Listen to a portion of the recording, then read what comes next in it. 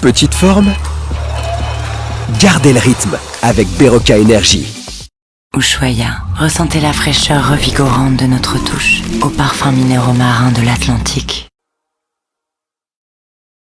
Je suis à toi, je suis à toi.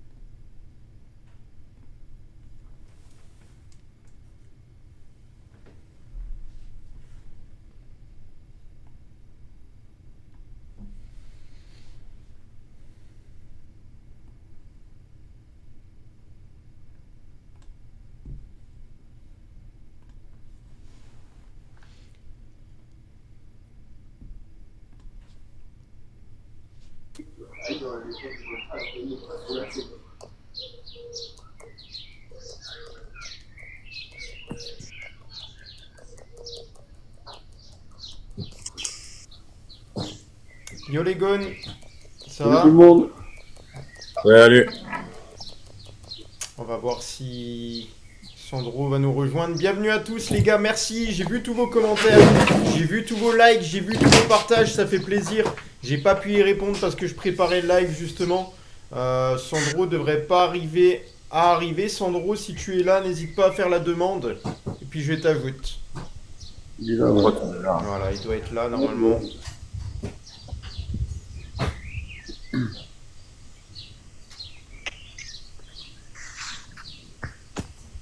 Bonjour. Salut Sandro, Salut Sandro. ça va? La forme? Ça va et vous? Vous allez bien? Ouais. Bonjour. Le Ça va, moral ça est va. au beau fixe. Oui, ça va. Ah oui. Depuis hier soir, ça va mieux. Ouais. On va Un peu commencer. mieux. Alors bienvenue à tous dans l'émission Peuple du Rhône en partie dédiée au débrief du dernier match de la saison de l'Olympique Lyonnais en compagnie d'un invité spécial, Sandro, qui est avec nous, un supporter très apprécié dans la communauté lyonnaise. La première partie sera une petite interview pour en apprendre un peu plus sur Sandro et la passion qui l'anime. Une deuxième partie dédiée au débrief du match, l'actualité autour de l'OL en troisième partie, l'Europe Arena puis la libre antenne avec les 5 coups de Lyon si la personne est là pour continuer le jeu tout à l'heure, conçu par Jordan Rosquin. Voilà, donc on est très heureux que tu sois là aujourd'hui. Les gars, n'hésitez pas, vous avez vu, vous avez également la barre de like qui est là juste en dessous. N'hésitez pas à la remplir un maximum. À chaque fois on a atteint cet objectif. C'est incroyable, c'est vraiment une belle communauté sur TikTok. Donc partagez un maximum également. Voilà, alors pour commencer les gars, la première grosse information, c'est que l'OL sera européen la saison prochaine.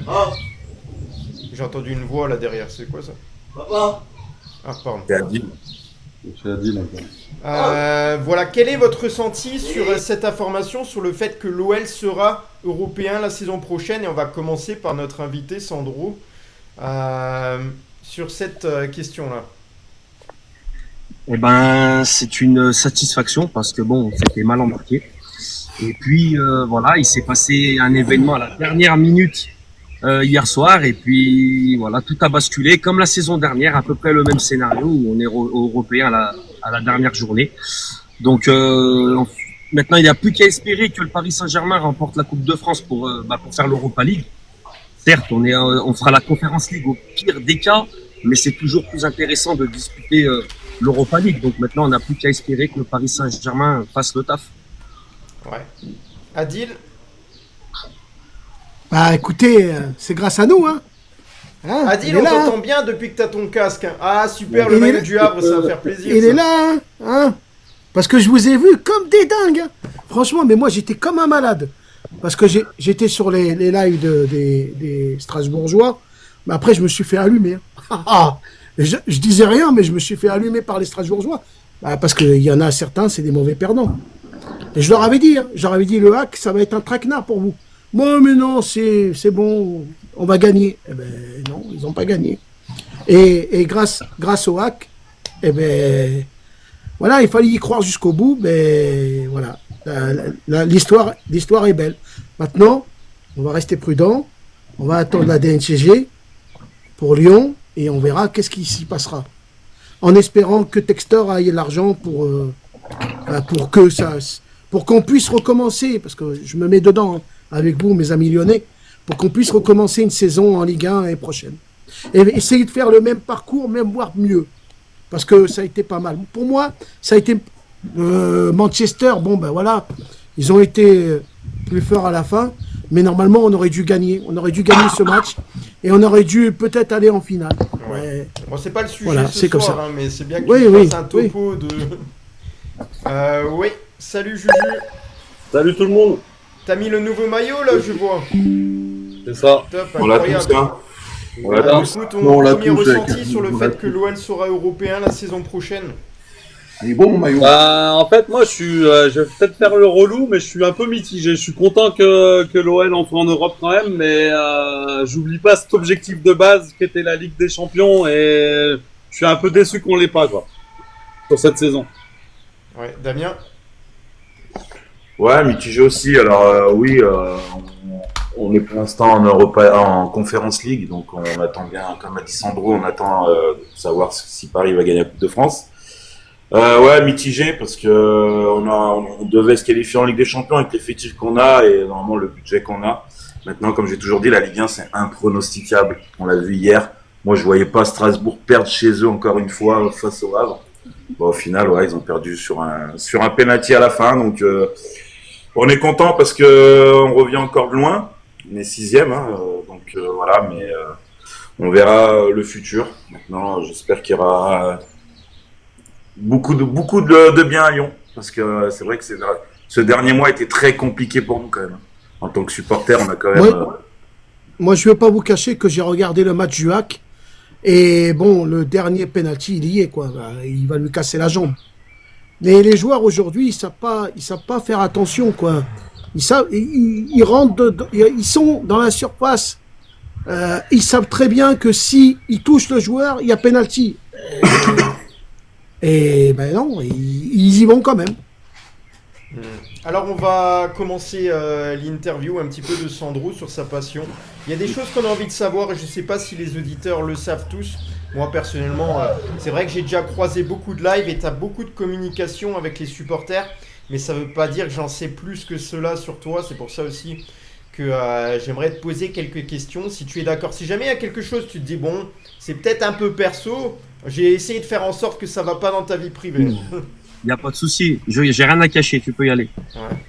Quels sont les premiers contacts avec ta passion qu'est l'OL et d'où ça vient? Alors, mes premiers contacts avec... Ah, ça commence. Ah. Ça bug. Ça a l'OL, affiché d'un donc coup. c'est bon. Ah, J'ai mis un pied au stade de Gerland et puis voilà. En fait, je suis lyonnais de base. Je suis né à Lyon. Je vis sur Lyon. Enfin voilà, je suis un vrai lyonnais. Je suis né à Saint-Joseph dans le 7e, à l'hôpital Saint-Joseph pour ceux qui connaissent. Et donc voilà, je suis un vrai lyonnais. Ma première fois à Gerland en 1999 avec mon papa et mon frère. Et puis voilà, je suis tombé tout de suite amoureux. Bah voilà, déjà je suis un passionné de ballon de base. Et puis voilà, je suis amoureux du club de ma ville. Et puis voilà, j'ai eu la chance de connaître le grand OL. J'ai commencé à regarder l'Olympique Lyonnais dans sa grande période. Donc la passion est venue comme ça. Et depuis 1999, je les suis. Quelle est la place de ta passion dans ton quotidien, sur la vie de tous les jours? Ouais, ça prend quand même de la place, hein, parce que bon, j'ai quand même une vie à côté. Je suis marié, j'ai 3 enfants de bas âge, donc j'essaye de jongler avec tout ça. Mais c'est vrai que ça prend quand même une place importante, même si j'essaye de faire la part des choses. Mais c'est vrai qu'en plus avec TikTok, etc., c'est pas facile de jongler entre les deux, mais on arrive à se débrouiller. Mais c'est vrai que l'Olympique Lyonnais prend une grande place dans ma vie. Est-ce que tu as déjà essayé d'autres plateformes ou TikTok, tu as remarqué quelque chose de particulier sur celle-ci? Est-ce qu'il y a un bon lien justement avec les supporters lyonnais? Et pourquoi Ouais, je te vois pas forcément sur les autres réseaux? Bah parce que je les ai pas tout simplement. J'ai voilà TikTok, Instagram. Mais après c'est pour être totalement franc, j'aime bien TikTok. Voilà, c'est je cherche pas, comme je dis, moi je cherche pas à faire du buzz ou quoi que ce soit. Je cherche juste à transmettre la passion que j'ai pour l'Olympique Lyonnais. C'est peut-être ton naturel qui a fait la différence. Peut-être Justement. aussi, ouais, je sais pas, mais voilà. Après j'ai la chance aussi de connaître un peu certaines personnes qui sont dans le milieu, voilà, de personnes qui sont proches dans ma vie privée. Donc c'est pour ça que voilà, j'essaie de transmettre au mieux ma passion pour l'Olympique Lyonnais. Et puis je cherche, enfin je suis bien comme ça en fait. Je cherche pas. Je pourrais faire plus, mais comme j'ai dit au début, j'ai une vie de famille et malheureusement le temps ne me permet pas aussi de faire un peu plus. Donc là, moi pour l'instant, faire comme je fais sur TikTok, ça me va très très bien. Ah, je crois qu'il y a un entracte de Adil. Tu es surtout un bon communicant. Moi, j'ai été plusieurs fois sur tes lives te regarder. Franchement, moi, je trouve que tu es vraiment... Tu ressembles un peu à Olivier dans la communication. Tu es vraiment au top. Olivier, merci. c'est le même. Tu vois, vous êtes une copie, vous devez être des jumeaux. C'est vrai. Ah ouais, non, franchement. Non, mais Olivier, franchement, quand tu entends Olivier, tu as l'impression d'entendre Sandro. Sandro, c'est pareil. Quand tu entends Sandro, tu as l'impression d'entendre Olivier. Voilà, c'était juste pour faire une... Mais c'est gentil, merci. J'ai appris un frère spirituel dans ma vie. Voilà, on continue. Ta première fois au stade, Gerland au Groupama Stadium, et ben je pense que c'est Gerland du coup. Gerland, oui. Et voilà, c'était quelque chose que tu as déjà cité ou pas, ton première Oui, fois au bah stade? j'en parle souvent dans mes lives. Voilà, je suis très très nostalgique de l'époque des années 2000 de l'OL. Je suis même très très nostalgique du stade de Gerland. Alors le Groupama Stadium, il est incroyable. Il n'y a pas de problème, c'est un super stade, un super outil. Mais moi, j'ai trop la nostalgie de Gerland. Voilà, moi j'ai grandi avec Gerland. Les plus belles émotions que j'ai eues, c'est au stade de Gerland. Le premier titre, notamment quand on prend le premier titre contre Lens, où, bah, je rentre sur la pelouse à la fin avec mon frère. J'ai même gardé des morceaux de pelouse. J'avais dit, j'avais arraché une motte de pelouse. Enfin voilà, c'est vraiment des souvenirs que j'aurai toute ma vie. Les soirées Ligue des Champions, quand le Grand Real est venu et qu'on les a corrigés. Enfin voilà, c'est des souvenirs inoubliables et j'ai vécu de bons moments au Groupama Stadium aussi, mais le stade de Gerland, ça reste quelque chose, voilà, jamais gravé dans ma mémoire. On va faciliter un petit peu le débat. On avait posé cette question à Quentin, ça a été compliqué de répondre. Est-ce que si tu pouvais citer des joueurs, on va pas te donner un ordre particulier, 5 joueurs lyonnais, toute époque confondue, tes joueurs préférés? Alors moi, celui qui m'a fait vibrer, qui m'a fait, quand je suis la première fois que j'ai vu jouer l'OL, celui qui m'a fait rentrer pour moi, qui a débloqué une nouvelle ère à l'Olympique Lyonnais, pour moi, c'est Sonny Anderson. Voilà, c'est lui, on va dire, c'était le premier gros coup de Jean-Michel Aulas à l'époque. Et c'est vraiment, voilà, même s'il avait évolué dans le championnat français, mais c'est un joueur qui quittait le FC Barcelone pour venir à l'OL. À l'époque, c'était pas commun. Donc c'est vraiment Sonny Anderson qui m'a fait vibrer. Après, bien évidemment Juninho, tout Lyonnais ne peut pas ne pas citer Juninho. Il y a aussi, j'ai beaucoup apprécié Lisandro Lopez. Après, dans une époque j'étais vraiment petit, mais je me rappelle que mon père aussi me parlait beaucoup d'Alain Caveglia, qui a fait beaucoup chavirer les supporters lyonnais. Et pour finir, Karim Benzema. Voilà. Après, j'en ai plein d'autres, mais vraiment là, c'est les 5 qui me viennent en tête. Ouais. Et ton coach préféré passé par l'Olympique Lyonnais? Ça, c'est une question. Pour moi, le meilleur coach, parce qu'il y en a qui ont fait la différence par rapport à d'autres, toute époque confondue. Pour moi, c'est Gérard Rouillet. Il n'y a pas débat. C'est le meilleur entraîneur qu'on a eu à l'OL. Enfin, c'était l'OL le plus fort que j'ai connu. C'était sous Gérard Rouillet. L'OL 2005-2006, c'était vraiment très très fort. Et je pense que on se fait voler contre le PSV Eindhoven. Et si jamais on passe le PSV, je pense que la coupe aux grandes oreilles, elle aurait été lyonnaise. Oui, Rouillet a donné une nouvelle dimension à l'OL, de toute façon. Ouais, c'est clair. Salut C'est Alexis, clair. ça va? Ça va et vous? Alexis. Ça va Ouais, nickel. Merci. Souhaites-tu voir Paulo Fonseca continuer l'aventure la saison prochaine? Alors là, ça se complique, on parle de coach. Si tu souhaites pas trop évoquer la situation, parler en tout cas de l'entraîneur, est-ce que tu as envie de continuer avec lui ou pas la saison prochaine? C'est une question compliquée là. Ouais, alors, je vais vous dire, je suis mitigé. Oui et non. Oui, parce que j'ai envie quand même de le voir sur une saison pleine. Après, qu'est-ce que la DNCG va nous dire comme sanction? Est-ce qu'on pourra recruter? Est-ce qu'il pourra prendre des joueurs qui souhaitent lui faire une équipe, bâtir une équipe comme il le souhaite? Après, si on veut faire des économies aussi, c'est un entraîneur qui nous coûte cher. Donc, je sais pas. J'ai envie de vous dire oui. Mais d'un côté, il y a des choix lors de cette saison, notamment, je reviens toujours sur ces choix contre Saint-Etienne, contre Manchester, qui me fait que je lui en veux quand même. Mais bon, si jamais on peut pas recruter, vous voulez mettre qui à la place? On va me dire Pierre Sage, mais bon, je sais pas s'il va vouloir revenir dans Pierre Sage, il partirait sur Lens. Il est sur les Soit tablettes de Lens, Lens. aussi, soit apparemment, Lens, il FC serait Nantes chaud. dans les rumeurs. Oui, parce que Steele, il repart Oui, en il a dit- Angleterre il a dit par rapport à sa femme qui serait malade. Et Genesio Ouais. qui a des envies de départ aussi. Hein. C'est ça. Genesio, ça se passe pas si bien avec le. Reviens Bruno. Genesio, oui, moi je suis pour, parce que Genesio, Ah oui. j'ai fait partie des gens qui l'ont critiqué, j'ai fait mon mea culpa et je me suis rendu compte qu'il y a que les cons qui changent pas d'avis. Et j'ai bien été con de l'avoir critiqué. Et Genesio a été un excellent entraîneur chez nous, donc oui, moi je serais pour le retour de Bruno Genesio. Et pourquoi pas lancer Juninho une fois? Il a eu son diplôme d'entraîneur. Bah, Ouais. Juninho, c'est compliqué parce que voilà, bon, c'était avec l'ancienne direction, il est parti en très mauvais termes. Ah oui, oui. Donc, Ils l'ont jarté. Oui. le faire revenir avec John Textor, il me semble qu'il a essayé de le faire revenir, mais bon, il y avait des conditions qui convenaient pas à John Textor.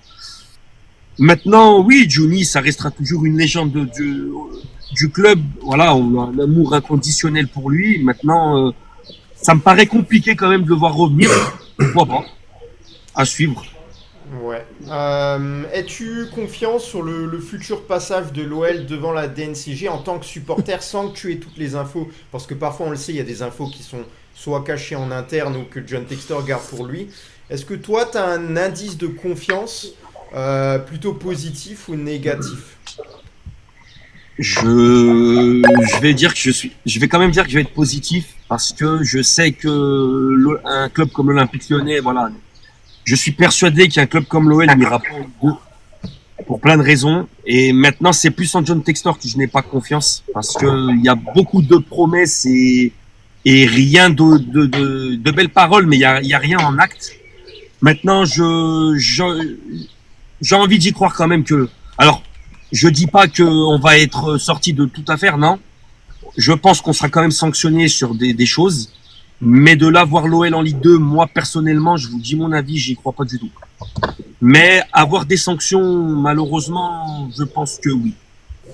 Voilà. Ouais. Quel est ton plus grand rêve de supporter? Ben, de voir l'OL soulever un trophée. Voilà, ça fait depuis 2012 qu'on n'a pas soulevé de trophée. Ça commence à faire. Donc, n'importe quel trophée, je prends.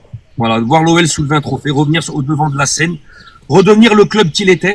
Parce que malheureusement, aujourd'hui, nous sommes plus le club qu'on était. Voilà, on a un peu perdu de notre, de notre superbe. Donc, prestance, ouais, voilà. Revoir l'OL au premier plan et redevenir le grand club qu'il était parce qu'il a tout pour réussir. Voilà. Si tu devais remercier le général Lacazette, ce sera la dernière question, si tu le souhaites, et rappeler un petit peu son apport à l'Olympique Lyonnais, je pense, comme la majorité des supporters lyonnais, je pense quand même que tu l'as apprécié. Peut-être que non, hein, tu vas nous dire le contraire. Non. Non, alors, cette saison, elle était compliquée. C'est pas sa meilleure saison, mais j'oublie pas tout ce qu'il a fait pour le club. Les 2 dernières années, c'est lui qui nous porte. Hein, il met plus de 40 buts. Il nous fait 2 saisons exceptionnelles. Il fait le choix de rester malgré une forte sollicitation et une forte beaucoup d'argent proposé par l'Arabie Saoudite. Voilà, c'est le choix du cœur qui a parlé. Aujourd'hui, dans le football, il y en a pas beaucoup qui auraient fait ce choix. Donc, reconnaissance éternelle à Alexandre Lacazette. C'est un grand monsieur et on peut que le remercier pour tout ce qu'il a fait pour le club. Voilà, c'est un vrai Lyonnais formé chez nous. Et voilà, merci pour tout et bonne chance pour la suite de sa carrière parce qu'il va continuer à jouer. Mais voilà, c'est un grand monsieur et un grand joueur qui quitte le club. Alors on le voit, on va passer aux résultats de Ligue 1 de ce week-end, la dernière journée de Ligue 1. Lille a battu Reims 2-1, Lyon a battu Angers 2-0, c'est le match sur lequel on va débriefer tout à l'heure. Marseille a battu Rennes 4-2, Nantes a battu Montpellier 3-0, Nice a battu Brest 6-0, le Paris Saint-Germain s'est imposé à domicile 3-1 face à la JOCR, le champion de France. Le RC Lens a battu l'AS Monaco 4-0. Toulouse s'est imposé à l'extérieur 3-2 face à Saint-Etienne. Le Havre s'est imposé 3-2 à Strasbourg. C'est aussi une rencontre là qui nous a intéressé. C'est ce que nous a dit Adil tout à l'heure. Donc sur ces résultats-là, les gars là, qui c'est qui a envie un petit peu de les commenter ceux-là et en quoi justement c'est à la faveur de l'Olympique Lyonnais. Je pense à Damien. Bah écoute, moi il y a un résultat un peu bizarre, le 6-0 de Nice face à Brest, hein, pour peut-être remercier Eric Roy de Brest. Après, 3-2, le Strasbourg-Le Havre, pour moi il y a quand même... Strasbourg, en 2 matchs, ils ont tout loupé, mais vraiment tout loupé. Pourtant j'aime bien cette équipe, hein, cette année, là, Strasbourg, j'aime bien leur entraîneur, j'ai une équipe jeune qui a pratiqué un bon football. Mais voilà, ils se sont écroulés sur la fin. Et nous, on a quand même fait le taf face à Angers, même si une première mi-temps compliquée quand même. Pour tous ceux qui étaient au stade, hein, Sandro, Juju, Jojo, on était au stade. Franchement, la première mi-temps c'était compliqué. Je me suis dit non, on va se prendre un vieux but à la fin parce que même Angers, ils ont rien fait en première mi-temps. Je sais même pas s'ils ont dépassé 2 fois le milieu de terrain. La première mi-temps était vraiment nulle. Mais sinon, ouais, sur les résultats, merci Le Havre, hein, quand même, parce que. Et le Havre, merci Le Havre. Et le Havre vous remercie aussi. Parce que si vous n'aviez pas fait le taf et que ceux-là avec qui vous avez joué auraient gagné, nous, on restait pas en Ligue 1. Ça a été mutuel. Moi, je vais pas dire merci Le Havre, les gars. Moi, je vais dire merci à Strasbourg d'avoir eu un manque d'expérience sur cette dernière action à la dernière seconde. Parce que pour moi, c'est Strasbourg qui donne le penalty à Le Havre. Et c'est eux qui saccagent leur fin de saison. Ça borde. Mais on l'a toujours dit, hein, de toute façon, jouer des équipes qui jouent leur maintien, c'est un truc de fou. Hein. Donc moi, ok, on peut dire merci Le Havre, mais pour moi, Strasbourg, c'est un manque d'expérience inconsidérable. Une faute comme ça dans la surface de réparation à la dernière seconde, waouh, ça touche pas quoi. Ah mais c'est Le Havre le Havre Jojo, qui a été au bout. Hein. Ouais. Jojo, tu peux pas dire ça parce que les deux, voilà, c'était comme ça. Si l'un perdait, c'est mon avis. Si tu veux, oui, non, mais je remets pas une action à la dernière seconde. Strasbourg, il y avait match nul. Ils auraient dû mieux faire, c'est tout. Mais tu regarderas les images des Lyonnais qui étaient sur le terrain, et qu'ils attendaient que notre joueur tire le penalty. On était à des. J'étais pas avec mon téléphone. Il y avait les supporters derrière. D'ailleurs, Mondo, il en a pris les frais. Donc voilà. Voilà, donc vous le voyez les gars, hein, le Paris Saint-Germain finalement a terminé champion de France avec combien de points d'avance? Là ça fait 19 points d'avance sur l'Olympique de Marseille 2e, Monaco 3e, 4e l'OGC Nice, 5e Lille et 6e l'Olympique Lyonnais. L'Olympique Lyonnais qui pourrait jouer la Ligue Europa si le Paris Saint-Germain s'impose en finale de Coupe de France face à Reims. Voilà, Strasbourg 7e. Alors Strasbourg, est-ce que Strasbourg va jouer normalement 2 matchs, c'est ça, de barrage pour pouvoir jouer la Conference League?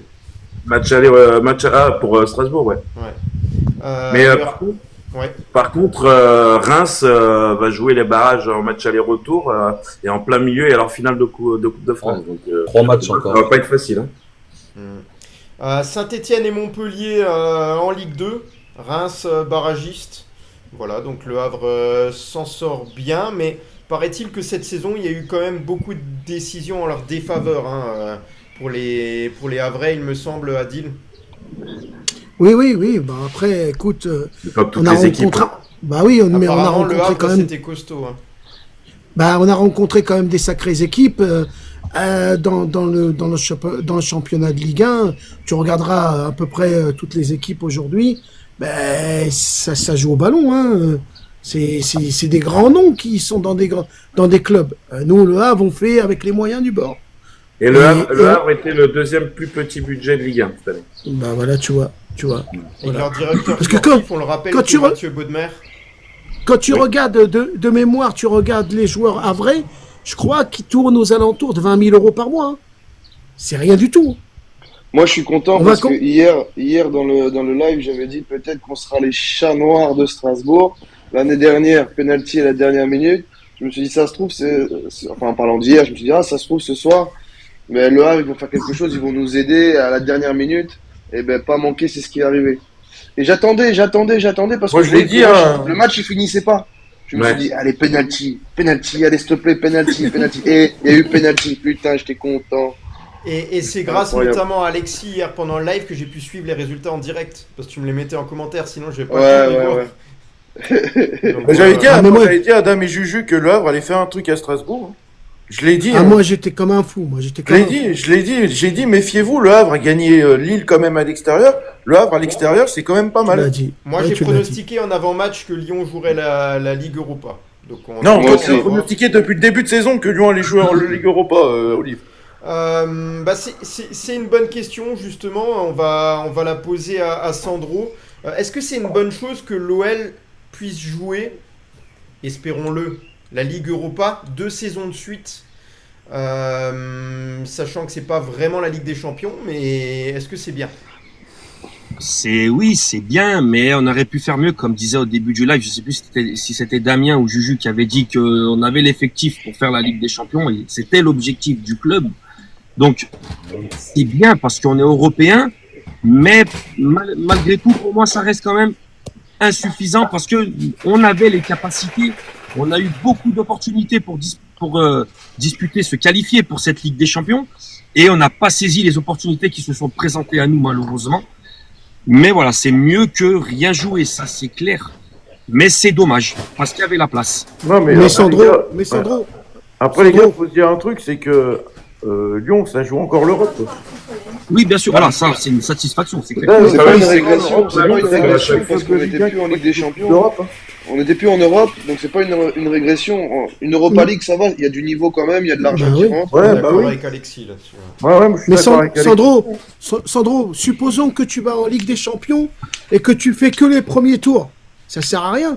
Moi, je C'est vois vrai. Oui, que en plus, si on perd tous nos joueurs, on aurait Voilà. rien fait en Ligue des Champions. Mais Voilà. il faut tenir une chose en compte aussi, c'est que si on serait en Ligue des Champions, on aurait été en Ligue des Champions, on n'aurait peut-être pas perdu des joueurs qui vont partir cet été. Il y a ça C'est aussi. ça. Oui, Ouais. On n'a pas perdu. Donc, prendre en compte. Voilà. Ouais. Donc Nice a décroché la 4e place de Ligue 1, synonyme de qualification pour le 3e tour préliminaire de Ligue des Champions. Voilà, donc devant Lille, 5e, l'OL 6e et Strasbourg 7e. Strasbourg qui a craqué en toute fin de match, c'est ce qu'on a dit juste avant. L'OM voilà, décroché à 2e place devant Monaco, et Monaco qui est giflé 4-0 face à Lens. Alors Lens aussi, ils n'avaient plus rien à jouer dans ce match-là. Les Monégasques, si. Donc c'est vraiment un score étrange. Et en plus de ça, leur entraîneur, comment il s'appelle encore? Adi Hutter. Will Steele. Steele Ah oui, a Steele, annoncé son départ après le match. Oui. Il aimerait aller en Angleterre, rejoindre l'Angleterre. Sa femme est malade. Pour raison personnelle également, ouais. Ouais, c'est pour sa femme. Voilà, donc ça c'est surprenant. On a eu hier soir au niveau de l'ambiance. On va parler de l'ambiance. Donc déjà ceux qui étaient au stade, quelle a été l'ambiance? Quelle note metteriez-vous? Qu'est-ce qu'il y a à dire sur l'ambiance hier soir? Quels événements ont eu lieu là? Non, tu le veux avec un briquet. Comment Bah, l'ambiance, elle a été essentiellement mise sur Alexandre Lacazette. Ouais. Avec les banderoles et les tifos là, pour Alexandre Lacazette. On a eu quand même quelques messages des Bad Guns concernant Textor. Voilà. Et puis sinon l'ambiance était plutôt bonne. Malgré que le début de match était pas terrible.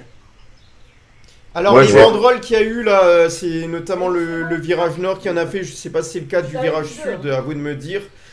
Textor, en 3 ans, c'est 4 entraîneurs, 2 directeurs généraux, 2 directeurs financiers, 1000 promesses. Voilà notamment une banderole. Et il me semble qu'il y en avait une aussi qui disait Ligue des Champions, point d'interrogation, non.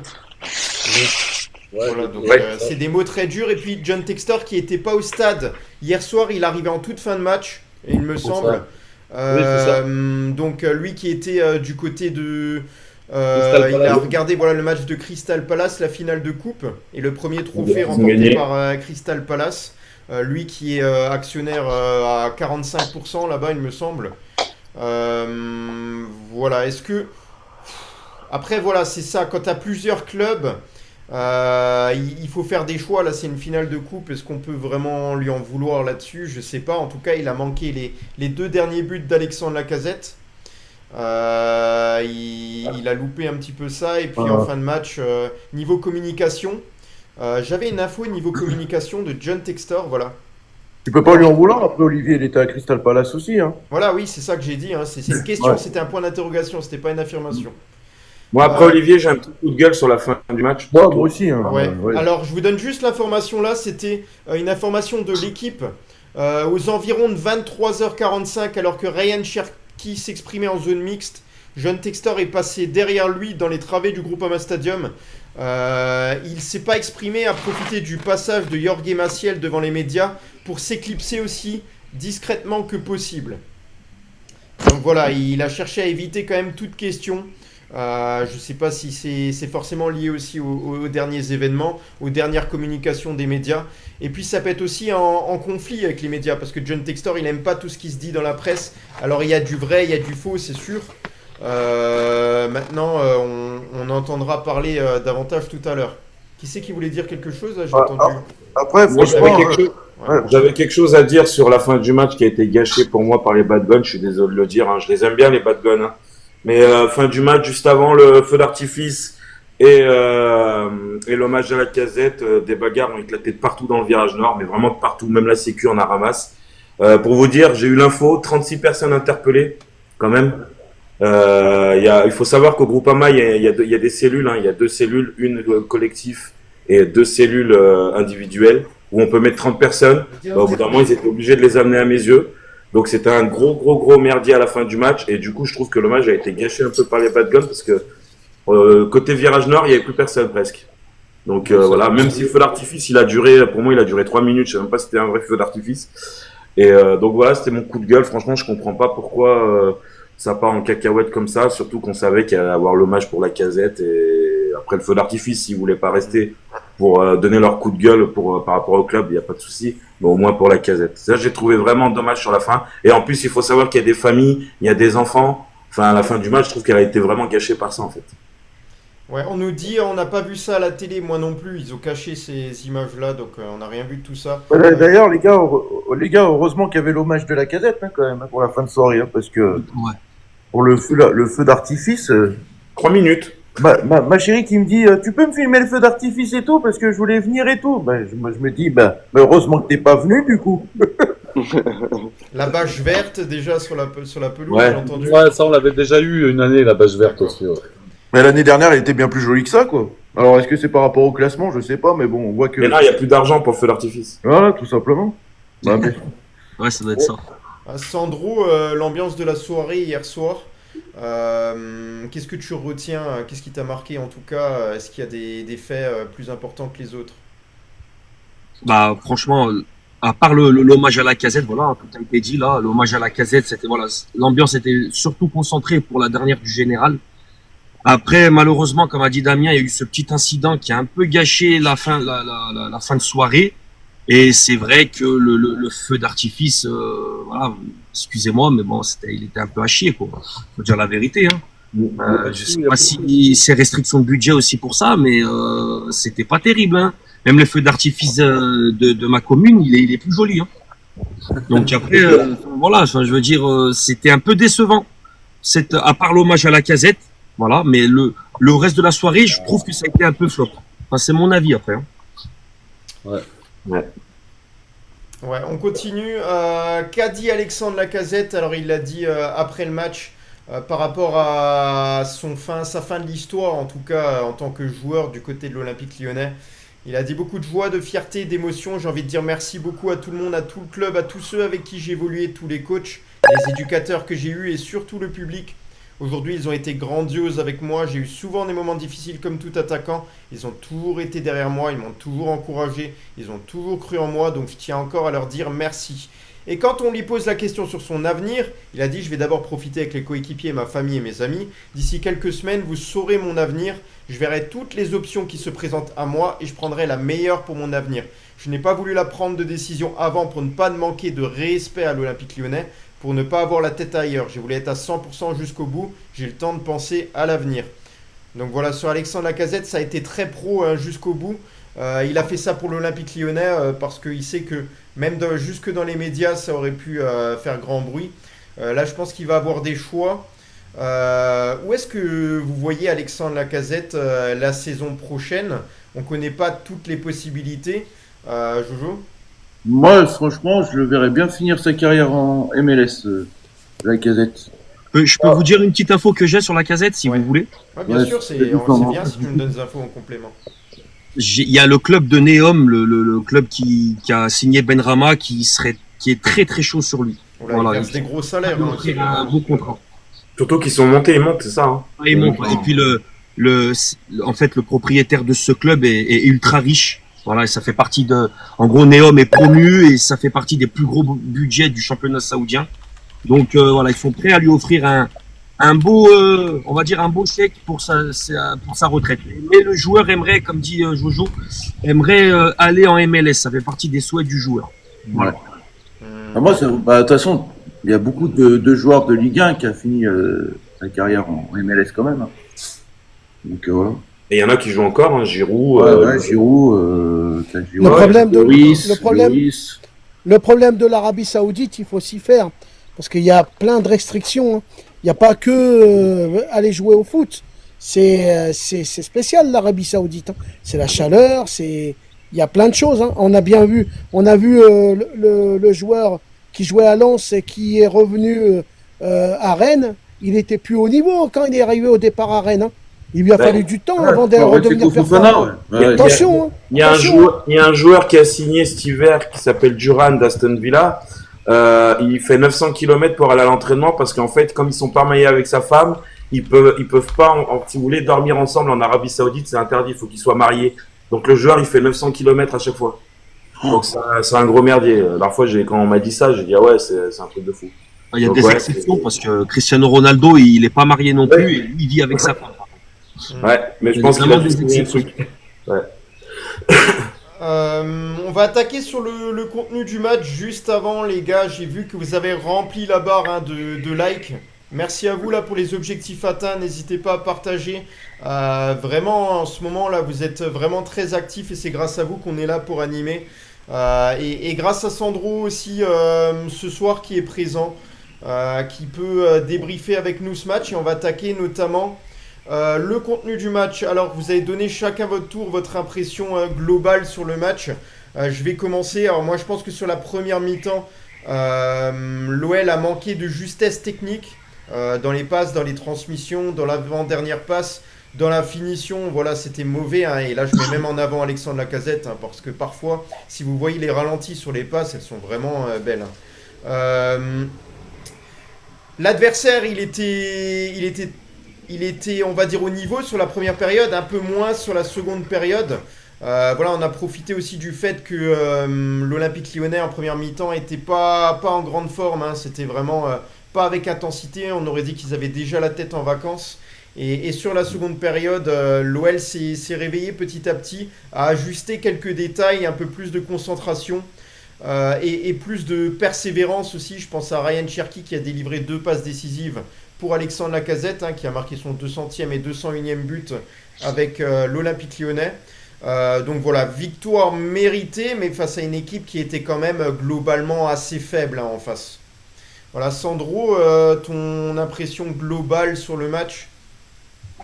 Ouais, bah comme tu viens de le dire, après Angers, oui, les vacances, hein, il y avait Rien à tirer de cette équipe. Après, la première mi-temps, elle était très, très, très médiocre. Et puis, j'ai été déçu d'un joueur en particulier hier. Je ne sais pas ce que vous en pensez. J'ai été très déçu d'Almada. J'ai trouvé qu'Almada, c'était très en dessous hier. Je sais pas, c'est peut-être parce qu'il va partir ou peut-être, je sais pas ce qui se passe. Mais je trouve que c'est un joueur que j'avais beaucoup mis en valeur. Il avait très bien débuté chez nous. Et là, je trouve que sur la fin, il est très décevant, notamment sur les coups de pied arrêtés, que je trouve très pas bon. Enfin, voilà, c'est plutôt sur la fin de saison, c'est plutôt une déception ce joueur. Je sais pas si vous avez le même avis que moi. Non, mais moi, je suis d'accord avec toi. Voilà, Il a tout transition, dans la transition, en même temps sur la vie du match. Dans la transition, je l'ai pas aimé, Almada. La seule bonne action qu'il a fait, c'est le décalage qu'il a fait pour Cherki pour le deuxième but et puis le but de la casette. Mais Almada, hier, je l'ai pas trouvé présent au milieu de terrain. J'ai trouvé qu'il faisait pas beaucoup de retours défensifs. Là-dessus. Ouais, Ensuite, après le... Beaucoup de pertes de balles, c'est vrai. Ouais, il a fait là, c'est ça, il a fait énormément de pertes de balles et tout. Donc c'est pour ça, pour ça je dis qu'il n'a pas été présent au milieu de terrain. Ensuite, après on reviendra sur les joueurs, de toute façon l'individualité des joueurs. Moi je parlais du contenu du match. Première période, de toute façon, je me suis presque endormi devant. J'ai trouvé limite comme la première période contre Monaco. Il y avait Angers, il y avait la place. Il y a même des coups où on doit faire, mais on ne fait pas. Je sais pas qu'est-ce qu'on attend pour frapper en fait. Je sais pas. Est-ce qu'on veut rentrer dans la cage avec le ballon? Il y a des moments, je dis mais frappe, et ça frappe pas, ça préfère jouer à la baballe. Et ça, je pense, ça a été notre défaut pendant toute la saison. Ensuite, il y a un joueur qui m'a plu quand même défensivement, c'est Niakate. Niakate, je l'ai trouvé très très bon hier, même dans ses sorties de balles. Et puis après, comme d'habitude, un Tagliafico et tout, il y a rien à dire. Voilà. Mais après, on retiendra que le 200e et 201 but de la casette. Voilà, sur le contenu du match, Adil. Alors moi, sur la première mi-temps, j'avais l'impression d'avoir une équipe lyonnaise en vacances, tout simplement. Ça y est, ils avaient pris leur billet, ils partaient à Tahiti, où ils voulaient. Ils n'étaient pas là. Peut-être la deuxième chose, si vous voulez, ce qui s'est passé, c'est qu'ils voulaient tellement faire marquer la casette que ils ont déjoué. Ils ont déjoué jusqu'à ce penalty et après on a su premier but et puis deuxième but. Mais la première mi-temps était mauvaise. Juju. Pour moi, on finit comme on a fait sur plusieurs matchs. Moi, je trouve qu'on joue une mi-temps sur deux. Toujours pareil, on a toujours le même défaut. On reste dans la surface, on joue à la baballe. Des fois, c'est saoulant. Heureusement qu'il y avait des félicitations individuelles parce que sur le collectif, c'était pas trop ça hier. Dame. Ouais, non, beaucoup de choses ont été dites. Comme a dit Juju, de toute façon, c'est le bilan de notre saison. C'est une mi-temps sur deux. Manque d'intensité à chaque fois. Des fois, on attend d'être au plus mal pour essayer de jouer au ballon. Après, on sait que Noama nous a fait du mal parce que du coup, on joue que sur l'aile gauche avec Fofana, donc c'est compliqué. Et Almada qui fait un mauvais match, très mauvais match. Alors, comme a dit Sandro, est-ce qu'il a la tête déjà? Est-ce qu'il est déjà parti? Ça a même commencé un peu à siffler dans le stade à quelques moments sur Almada, sur quelques passes qu'il nous fait. Donc voilà, mais après dans l'ensemble, t'as la victoire, deuxième mi-temps, on est un peu mieux. Après Angers, les gars, c'est pas de foudre de guerre devant Angers. À part le pôle qui est formé à l'OL, le reste Angers c'est pas ouf non plus. Et puis eux, ils étaient déjà maintenus, donc ils jouaient plus rien. Mais ouais, un match décevant, mais on a la victoire et heureusement que la casette marque son 200 et 201e, donc voilà. Alexis. Moi, j'ai trouvé que la première mi-temps d'hier, c'était les 10 dernières minutes de Manchester. On n'a rien fait. C'était le bordel. On aurait pu même encaisser, alors que de l'autre côté, il y avait quand même 10 blessés. Et après, Almada, même depuis qu'il est là, il nous a apporté plus de problèmes qu'autre chose suite à son prêt gratuit là. Je trouve qu'il a pas apporté ce qu'on attendait de lui. Après, il faut s'adapter aussi à la Ligue 1. Peut-être que l'année prochaine, s'il reste, je sais pas s'il va rester, mais s'il reste, peut-être qu'il sera meilleur l'année prochaine, il faut voir. Et sinon, je pense qu'il serait peut-être meilleur dans le cœur du jeu, vu qu'il est petit, il perd rarement le ballon, comme un Vitinha au milieu de terrain. Peut-être qu'il serait meilleur à cette position-là. Et après, sinon, dans l'implication, j'ai trouvé que Fofana, il était beaucoup impliqué, qu'il a donné ce qu'il pouvait. Je l'ai pas senti partant hier, Fofana, pour vous dire. Je l'ai pas senti partant. Moi, je sais pas s'il va partir vraiment. Et aussi, ce qui a pêché aussi, comme a dit Adil, en première mi-temps, c'est qu'on voulait absolument que Lacazette marque. Et du coup, ça nous a fait déjouer. Mais bon, j'étais confiant quand même, je savais que ça allait se débloquer. Et puis au final, voilà, on est qualifié normalement en Europa League. Et puis au final, on s'en sort bien. Et on peut pas dire que c'est raté. Ça aurait pu être mieux. Mais si on considère que notre saison elle est ratée, bah celle de Lille aussi, elle est ratée aussi. Parce que Lille, avec l'effectif qu'ils ont, d'être en Europa League, voilà, on n'est pas les seuls sinon. Voilà. Voilà, D'ailleurs, les gars, j'ai une petite stat à vous donner quand même. Elle est assez importante. Bon, bah là, c'est sur la saison complète. Est-ce que vous savez, est-ce que vous avez remarqué un truc sur la saison de Lyon ou pas? Sur tous les matchs. Lyon a pas pris un seul carton rouge. C'est dingue. Depuis l'année 89-90. Quoi, t'as dit quoi sur aucun carton rouge dans la saison? On a pris 0 carton rouge en Ligue 1 cette saison, les gars. C'est fou ça. On est l'équipe à avoir pris 0 carton rouge. Sauf contre Manchester. Ouais, mais non, mais en Ligue 1 après. Et après aussi, j'ai une autre statistique aussi. Ça va vous plaire aussi. Le Groupama Stadium, la deuxième meilleure influence de Ligue 1 cette saison.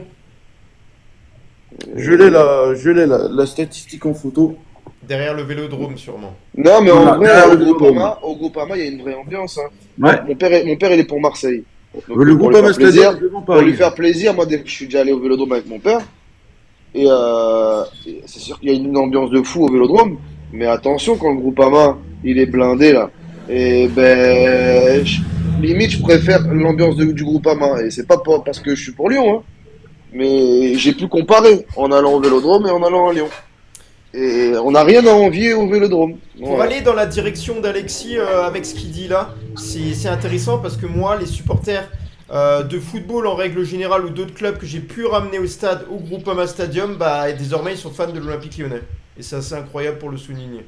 Donc ça veut dire non seulement ils ont acheté dans la boutique un maillot, et en plus de ça, ils étaient au stade et ça leur a fait plaisir et ils ont dit qu'on reviendra. Donc voilà. Non, mais c'est juste que historiquement, Marseille est connu comme un stade chaud. Donc en fait c'est ça. Mais au fur et à mesure, là, je trouve que ça en perd à Marseille. Hein. Je trouve. Hein. On continue avec les performances individuelles en commençant par Ryan Cherki parce que Ryan Cherki a délivré 2 passes décisives du coup. Une ou deux? Ouais, une, il y a eu un penalty. Il y a eu penalty. Il était à égalité avec Bradley Barcola et c'est Barcola qui passait devant. Hein.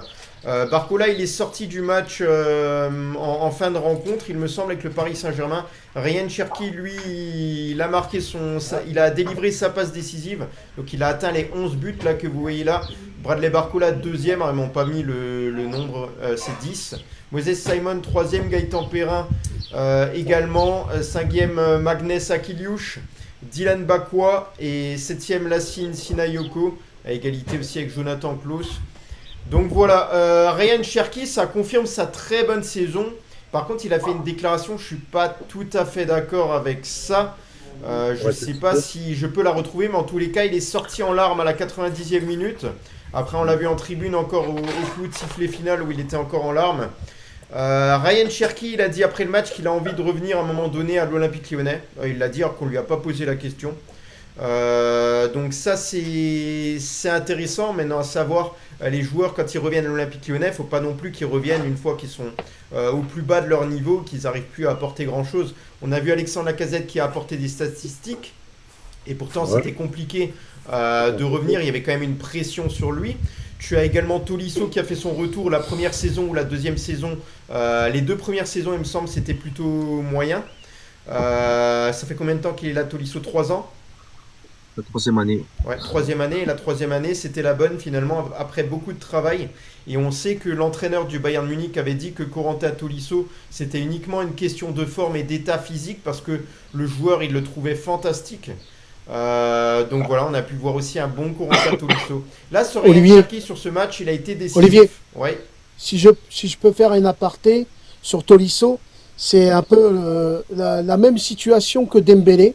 Dembélé se blessait beaucoup Et depuis qu'il a un nouveau préparateur physique, il se blesse moins. Et Tolisso, pareil.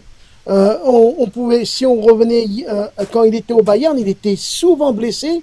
Et depuis qu'il a fait des efforts avec les préparateurs sportifs, ben on le voit, il se blesse moins. À part Strasbourg, hein, à part Saint-Étienne, où bon là il y a un carton, il y a vraiment le joueur il rentre pour le tuer quoi. Ben, voilà quoi. Donc pour moi voilà super match de Ryan Cherki. Défensivement, donc Lucas Perry, bon, j'ai rien à lui reprocher, c'est très bon. Tagliafico aussi, j'ai trouvé toute la défense, c'était costaud. Le milieu de terrain, c'était Veretout aligné à Tessman, c'est ça? Veretout, pour moi, il y a eu beaucoup d'erreurs techniques dans ce match.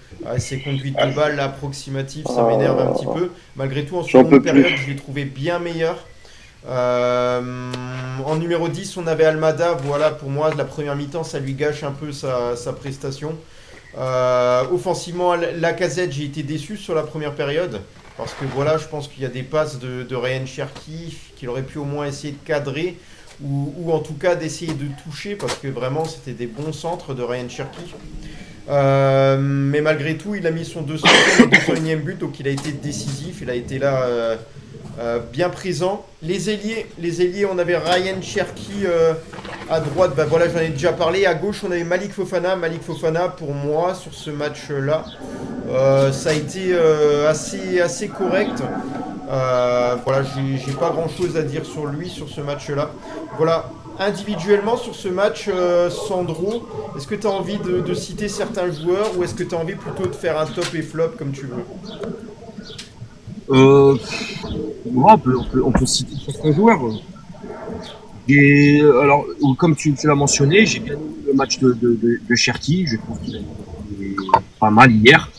J'ai pas aimé le match, comme j'ai dit tout à l'heure, le match de Almada. Pour moi, c'était très en dessous. Veretout, qui est vraiment, excusez-moi, je vais être un peu, mais vivement qu'il se casse parce que je n'arrive plus. Je suis d'accord avec toi. Je suis désolé, mais pour moi, ce joueur, alors j'étais très très content quand il est arrivé de Marseille parce que il sortait quand même d'une bonne saison avec Marseille, malgré qu'il a été mis au placard. Voilà, il sortait d'une bonne saison, il faisait partie du milieu de terrain titulaire la saison dernière à Marseille. Mais force est de constater que cette année avec l'OL, ça n'a pas pris du tout. Ça n'a pas pris du tout et ça a été gros flop. Il a été un peu titulaire en début de saison avec Pierre Sage et puis après quand Fonseca est arrivé, il a complètement, on va dire, pas disparu des radars, mais on l'a peu vu. Et il est réapparu contre Manchester United par magie, comme Paul Akwaku. Voilà, j'ai du mal avec lui. Sandro, j'avais une question pour toi, Sandro. Dis-moi. Qu'est-ce que tu penses de Tessman? Moi, Tessman, j'ai du mal. Je l'ai toujours dit dans mes lives. Tessman, pour moi, c'est trop tendre, c'est lent. Ça joue toujours derrière. Enfin, je suis pas un grand fan de Tanner Tessman. Alors certainement que dans les années peut-être à venir, il va prendre de l'expérience et certainement que ça va devenir un bon joueur. Mais pour moi, Tessman à l'OL, c'est plus comment dirais-je, un coup de communication pour John Textor. Voilà, il voulait un Américain à l'OL. Il a voulu Pulisic. Il l'a pas eu parce que Pulisic c'était cher.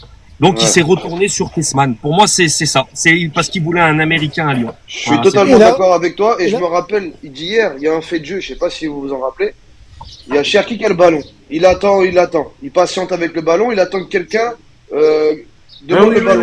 Oui. Et il y a Tessman qui arrive comme ça. Il court doucement. Mais il propose rien. Et à un moment donné, Cherki, il fait comme ça. Il lève les mains comme ça.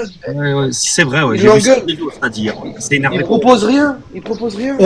Sandro, j'ai une question à te poser. Si tu étais l'entraîneur, qui tu aimerais qui parte en fin de saison? Sur tous les joueurs. Là, il y en a pas mal.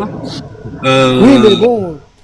Déjà, la priorité, c'est de constituer une colonne vertébrale pour la saison prochaine. C'est-à-dire des joueurs que je ne veux pas voir partir. Pour commencer, déjà, Lucas Perry, j'aimerais je parle comme si j'étais l'entraîneur. Je ferai mon possible pour le garder. Clinton Mata, parce qu'il fait partie des joueurs les plus réguliers cette saison. Et c'est un vrai guerrier, c'est quelqu'un qui triche pas. Donc Clinton Mata, je le garderai. Corentin Tolisso, je ferai tout mon possible pour le garder parce qu'il nous faut des hommes d'expérience dans cette équipe qui va être beaucoup démunie. On peut dire ça comme ça. Georges Mikotadze aussi, je le garderai. Après, je sais que des Fofana, des Cherki, tout ça, malheureusement, sans Ligue des Champions, ça va partir. Maintenant, le joueur qui s'est blessé. Le joueur qui s'est blessé. Nuama, oui, il restera parce qu'il est blessé de toute façon. Donc, il peut pas être vendable. Pas le choix. Après, Nuama, c'est dommage parce que avant sa blessure, il était plutôt pas mal. Il revenait bien. Ouais. Maintenant, pour les joueurs que je souhaite voir partir, Verretou.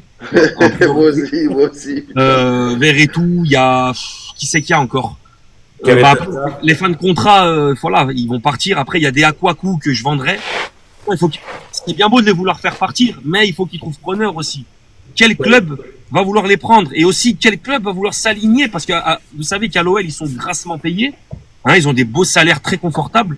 Donc quel club va vouloir s'aligner sur leur salaire aussi? C'est ça. Si les joueurs ne font pas d'efforts financiers, je sais pas si les clubs potentiellement acquéreurs vont vouloir s'aligner sur leur salaire. Kaletachar aussi. Pardon, je l'avais oublié celui-là. Lui aussi, ouais. Voilà. Celui-là. Adil, individuellement sur ce match, est-ce que tu as envie de citer des performances de certains joueurs, qu'elles soient mauvaises ou bonnes?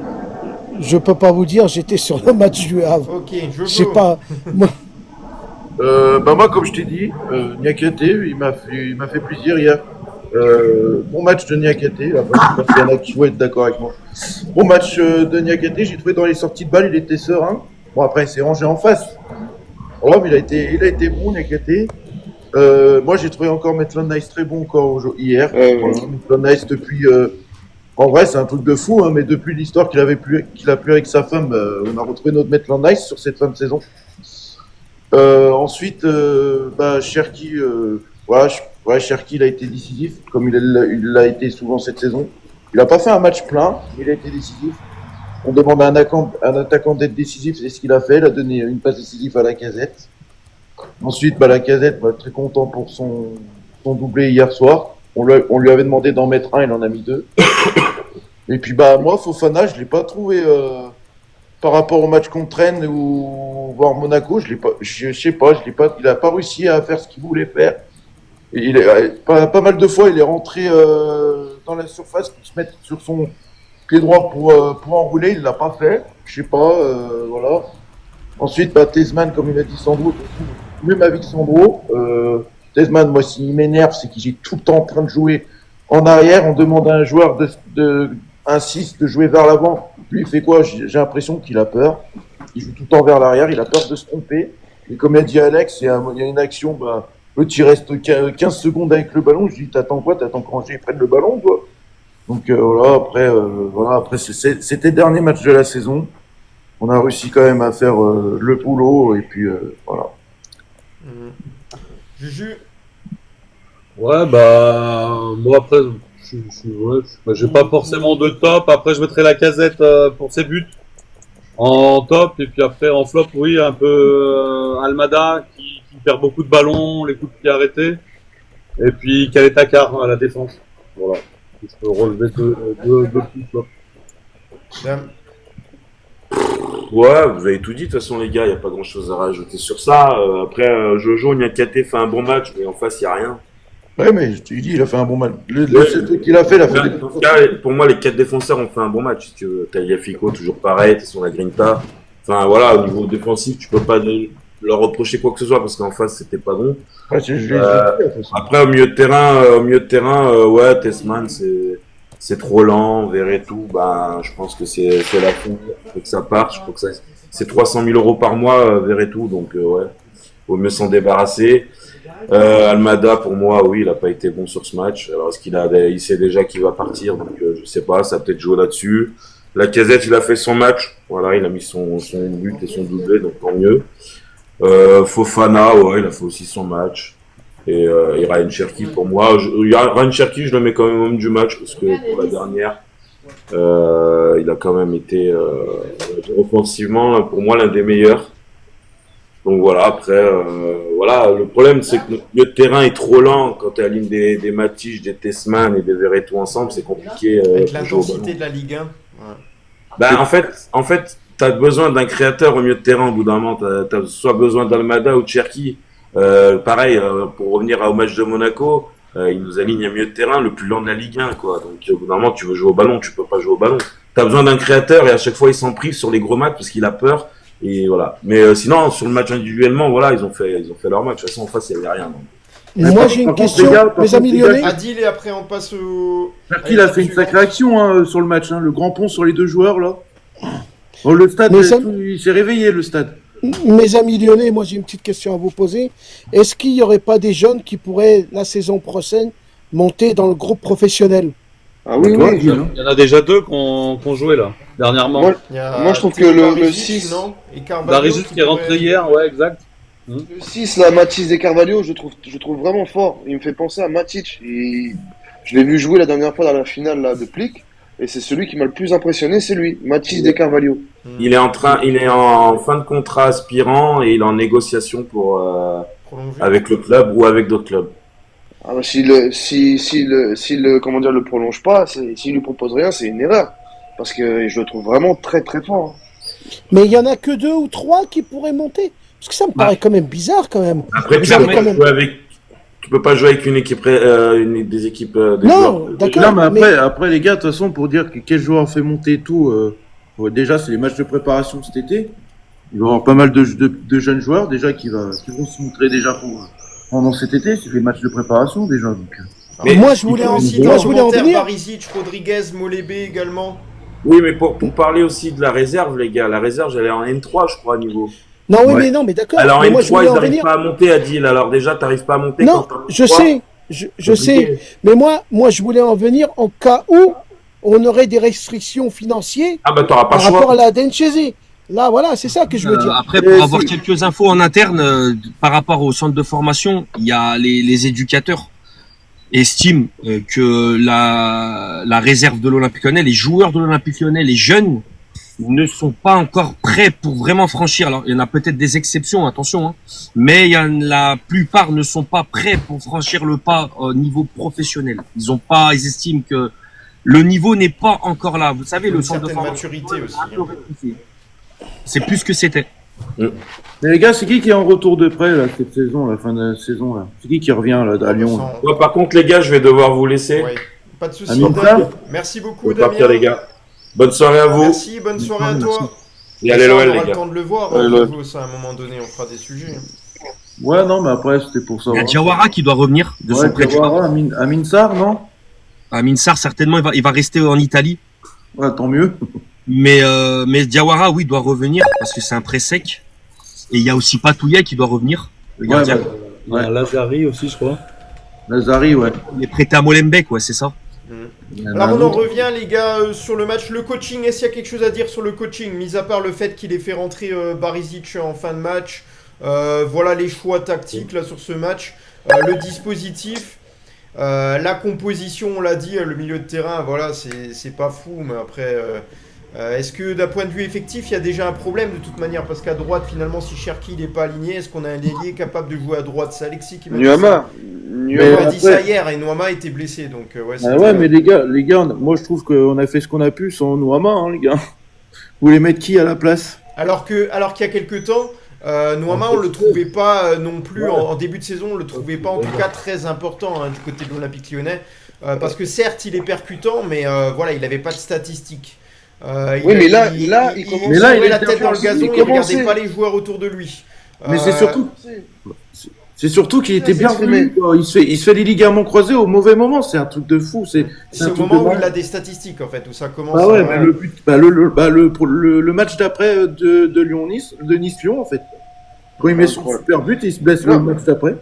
Ouais, c'est ça. Et sur l'arbitrage, les gars, est-ce que c'était un bon arbitrage hier soir? Moi, elle a pas posé Faut demander à son mari. Il faut demander à son mari. Il faut demander à son mari. Ah, Stéphane. Il a pas regardé le match, donc il peut pas. Ah, Stéphane. Ah non, mais moi, Stéphanie, quand elle est dans le terrain, vous pouvez dire ce que vous voulez. C'est ma Stéphanie.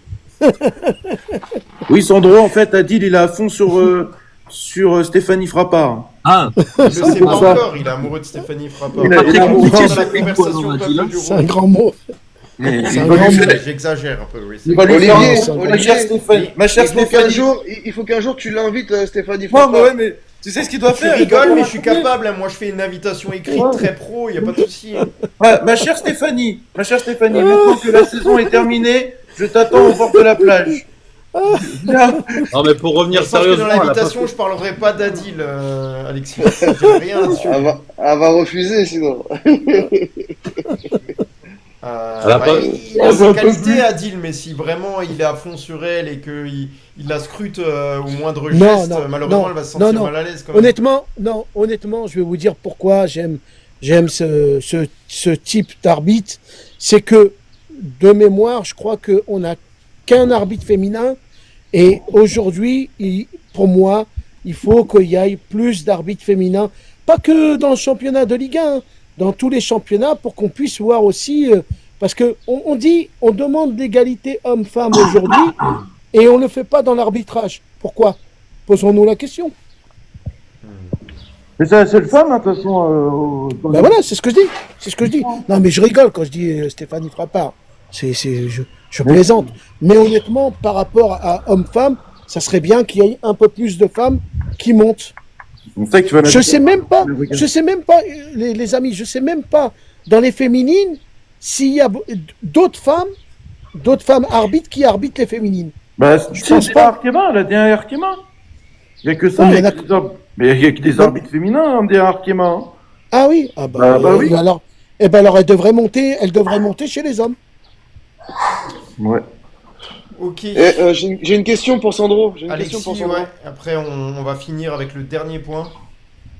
Sandro, je vais te donner deux choix. Tu vas me dire, pour toi, c'est quel choix qui nous fait rater la Ligue des Champions. Ouais. Premier, le choix de Textor de mettre au loft Cherki au début de saison. Du coup, on rate le début de saison. Des dernières semaines de Fonseca, par exemple Manchester, Saint-Etienne. Alors, je vais ni l'un ni l'autre. Pour moi, ce qui nous fait louper la Ligue des Champions, c'est le mois de janvier catastrophique qu'on fait. Voilà, tout simplement. Ouais. Avec des points très bêtement perdus. Alors, je sais plus exactement les adversaires, mais je pense que le mois de janvier nous est fatal. Bah, contre Nantes, hein, déjà, Sandro, le but à Brest, Nantes, ouais. Brest, Nantes, J'ai regardé le match avec Jojo là en ligne. Tu te souviens, Jojo? Ouais, on aurait pu mais ça, même perdre. Hein, c'est dû à la pression qu'a mis Textor sur Sage et les joueurs. C'est Textor qui a mis une grosse pression sur Sage et les joueurs. Ouais, je sais pas, parce qu'on avait fait une super première partie de saison. On était 4e, je crois, quand on est à la trêve, si je me dis pas de bêtises. Et j'ai pas compris. Alors on gagne le match de retour de trêve. On gagne difficilement contre Montpellier, un match qu'on doit perdre, hein, mais on gagne. Ouais. Et puis ensuite, le mois de janvier, c'est la débandade, hein, l'élimination contre Bourgoin, et puis voilà le match contre Nantes, contre Toulouse, contre Brest. Tous ces points-là bêtement perdus. Si tu fais le calcul aujourd'hui, bah peut-être que tu es en Ligue des Champions. Eh, t'oublies un truc, Sandro. Hein. Ça a commencé dès le match contre Fénis-Saulnois où c'était une catastrophe ce match. Oui, c'est vrai, ouais. T'as raison, c'est vrai. Ah ouais, ça a commencé là. J'ai dit, mais ils font quoi? Ils sont toujours à Noël ou quoi? Soi-disant, il y a une petite cassure après la défaite face au PSG aussi. Hein. Et puis bah, après, t'as l'élimination contre Bourgoin aussi au mois de janvier. Ouais, comme dit Sandro, mois de janvier, catastrophe. Catastrophe. On finit avec le dernier point. La question pour finir tout ça, c'est est-ce que finalement, hier soir, la fête fut belle au Groupama Stadium? Est-ce qu'on peut se dire soit par rapport au bilan de l'année, soit par rapport à la soirée d'hier soir, parce que forcément c'est la clôture, donc je vais commencer là-dessus. Déjà, ça peut pas vraiment être la fête parce qu'on n'a pas atteint les places de Ligue des Champions, qui était l'objectif principal. Jean-Michel Aulas avait annoncé il y a des années que pour que le projet, notamment OL Valley, tout ça prenne forme et qu'on puisse réussir à payer tout ça, il fallait constamment jouer la Ligue des Champions. Là, ce soir encore, on n'a pas atteint cet objectif-là, donc c'est pas vraiment un soir de fête là-dessus. Maintenant, on est qualifié pour l'Europa League. Moi, je suis d'avis que vu que tu la joues une deuxième saison de suite, bon allez, il y a une forme de progression parce que comme l'a dit Alexis, pendant des années, on l'a pas joué. Hier soir, Alexandre Lacazette a marqué les 2 buts, donc oui, ça on peut mettre sur le fait que ça peut être un soir de fête, effectivement, parce que c'était son dernier match en tant que joueur sur la pelouse, notamment du Groupama Stadium, sur les couleurs lyonnaises. Ryan Cherki, il a fini en beauté aussi, hein, même s'il a dit une déclaration qui est pas jolie là, par rapport à l'ambiance en interne. Je vous la retrouve tout à l'heure. Et on a également hier soir les 75 ans du club. Voilà, donc ça peut compter aussi. Même moi, j'ai du mal un peu à comprendre aussi là, si chaque année on va pas faire une fête, tu vois, soi-disant 75 ans du club, 76 ans, 77 ans, 78 ans. Pourquoi les 75 ans, les gars?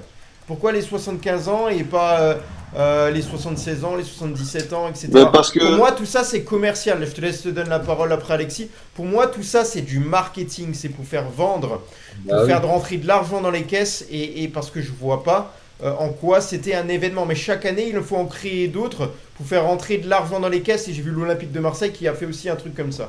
Donc voilà, je vais te laisser répondre, Alexis. Tout simplement qu'on est en difficulté financière actuellement et ils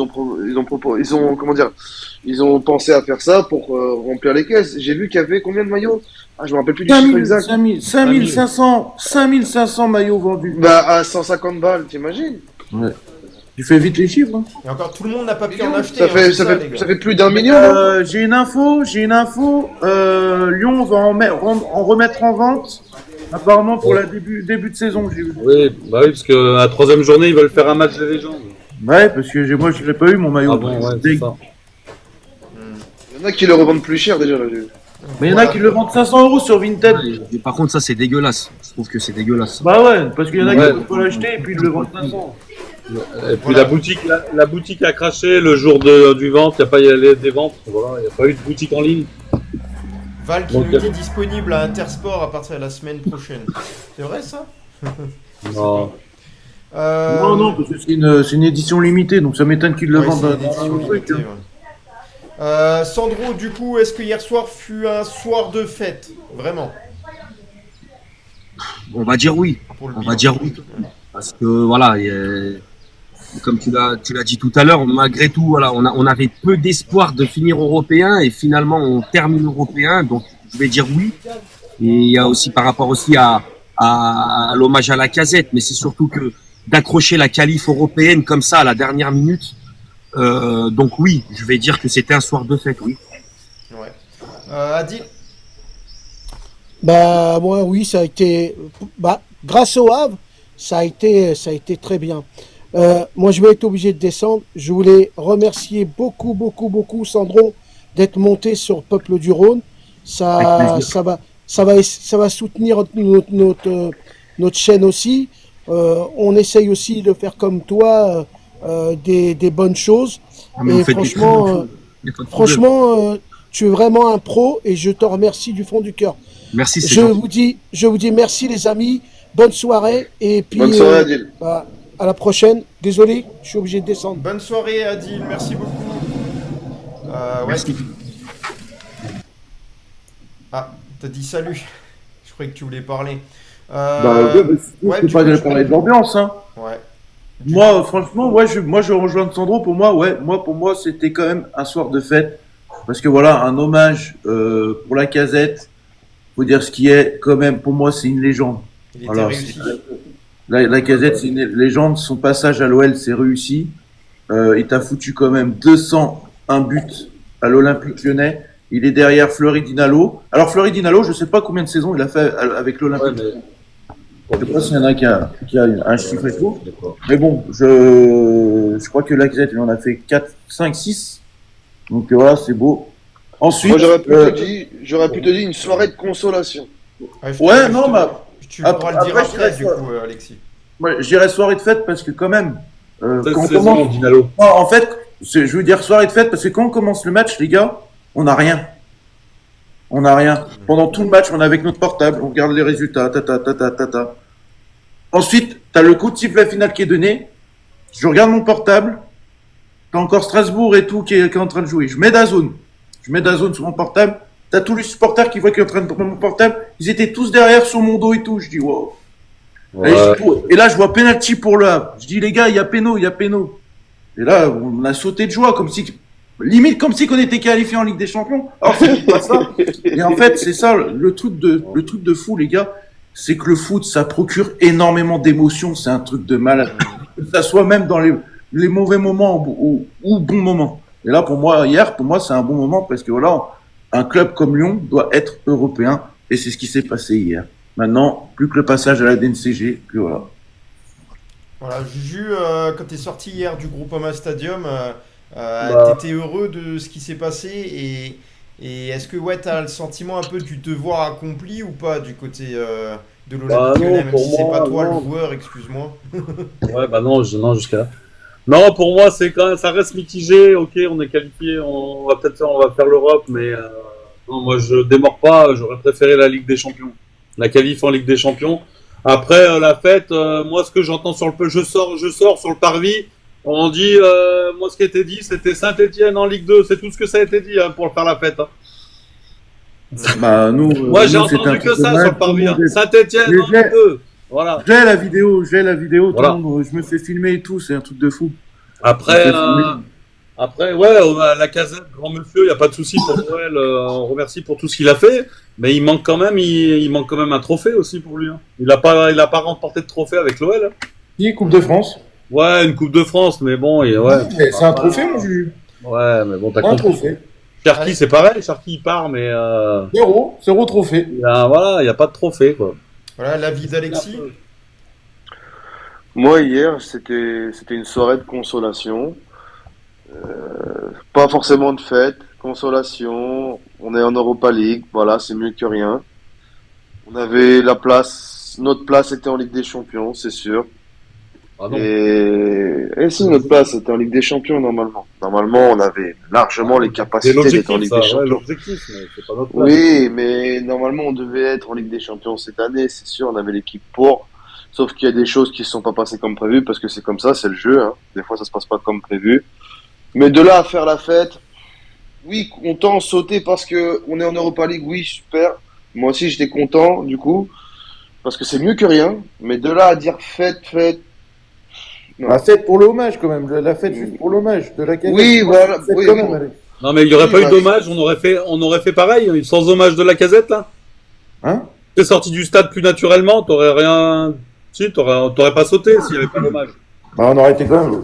Je me dis, les gars, on est en Europe quand même, c'est ce qu'il faut se dire quand même. Ouais. Bon. T'as déjà donné Mais à ton part avis ça. là-dessus, Sandro, ouais.